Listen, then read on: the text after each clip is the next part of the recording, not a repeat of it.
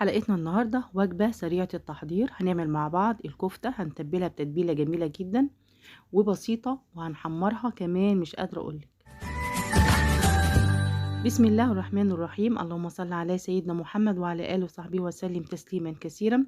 مقدارنا عبارة عن نص كيلو من اللحمة المفرومة، معانا كده بصلية كبيرة مفرومة ناعم، معانا حبتين من الطماطم متشال من عليهم القش ومفرومة كده برضو فرم ناعم، معانا فلفل الوان اخضر واحمر واصفر برضو، كل ده لازم يكون مفروم معاكي فرم ناعم جدا. لو حابه تخليها سبايسي تقدري كمان تحطي فيها قرن فلفل حامي. هنجيب بقى اللحمه المفرومه وهننزل بكل المكونات بتاعتنا اللي احنا قلنا عليها. حبيتي تزودي في الفلفل الالوان مفيش مشكله، هيدي طعم حلو جدا. مش متوفر عندك تقدري لو عندك فلفل بس اخضر تقدري تشتغلي بيها. هندي كده معلقه من الملح، بصي معلقة من الفلفل الأسود، وحطيت هنا نص معلقة من البابريكا، وحطيت ربع معلقة من الثوم البودر. طبعا هنا وحطيت هنا كمان معلقة صغيرة من البصل البودر. وعندي هنا بقى معلقة من بهارات الكفتة، ودي بتتباع عند العطار وبتبقى جميلة جدا فعلا للكفتة. خلاص، يبقى بدل ما نستخدم بقى بهارات لحمة، لا استخدمي بس بهارات الكفتة، بتدي طعم جميل جدا. هنبتدي بقى نخلط هنا خلط كويس جدا، يعني تعجنيها كده عجنه كويسه لحد ما ما نشوفش كده المكونات اللي احنا ضفناها. هجيب بقى الطبق اللي انا هصبع فيه واحط فيه نقطتين من الزيت، وابتدي امسحهم كده بمنديل ورق بحيث ان هو ما يعملش على التصاق الكفته لما اعملها.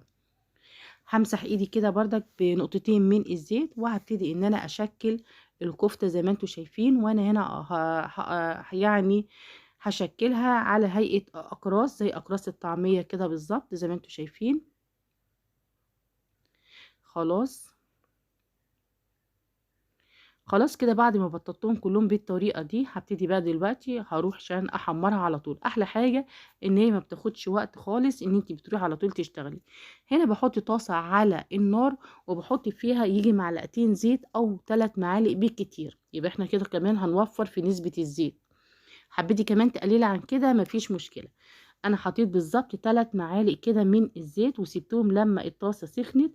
ابتديت ان انا انزل بالقطع اللحمه. خلاص، بعد كده هديت عليها النار، يعني ما اسيبهاش بقى على نار عاليه، لا هدي بقى النار. بصي انا بجيب بقى كمان بصي شايفين القطعه، ببتدي ان انا ابططها كده وانزلها، لان هي اول ما بتنزل في قلب الزيت كده عشان تتحمر بتعمل ان هي بتخش مع بعضها، فبتدي سمك كده ان هي بتبقى تخينه شويه. عشان كده انا بديها تبطيطه كده بسيطه. كل ما بتفرديها بس كده تديكي تبقى مرتاحه كده وبتعلى كده عليه حلو قوي. خلاص، بعد كده ببتدي ان انا اقلبها. وعلى فكره كل ما بتبتدي تكش وتملى مع نفسها بعمل مكان وبحط واحده كمان غيرها، يعني زي ما انت شايفه كده بالطريقه دي.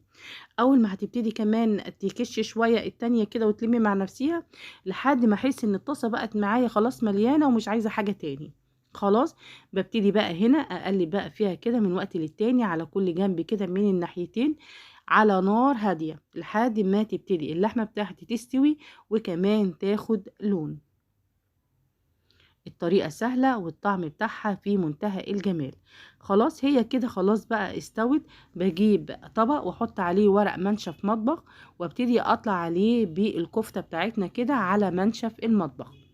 خلاص، على فكرة ما بتاخدش معاكي ثواني خالص. الطريقة سهلة وبسيطة جدا، ولو مستعجلة ما عندكيش اي وقت تقدري تعمليها كده. كمان انا حطيتها وقدمتها اهو في الطبق مع شرايح الطماطم. حابة بقى كمان تعملي جنبها طبق سلطة، طبق سلطة طحينة، تومية، عملت جنبها مكرونة، ماشية معاكي في كل حاجة انتي عاملاها. الطعم بتاعها جميلة جدا، سواء اكلتوها بقى في سندوتشات، اكلتوها مع اي حاجة، صدقيني هتعجبك وتعجب اولادك. وحاجة كده منجزة من الاخر. انا بقولك ان انت ممكن تفرديها اكتر ما انا كنت عاملاها، عشان هي كل ما بتلم هي بتخش مع بعضها وجسمها بيتماسك شوية. خلاص، دي كانت حلقتنا، اتمنى يكون الفيديو عجبكم، ولو عجبكم اللايك والشير والاشتراك في القناة. والسلام عليكم ورحمة الله وبركاته.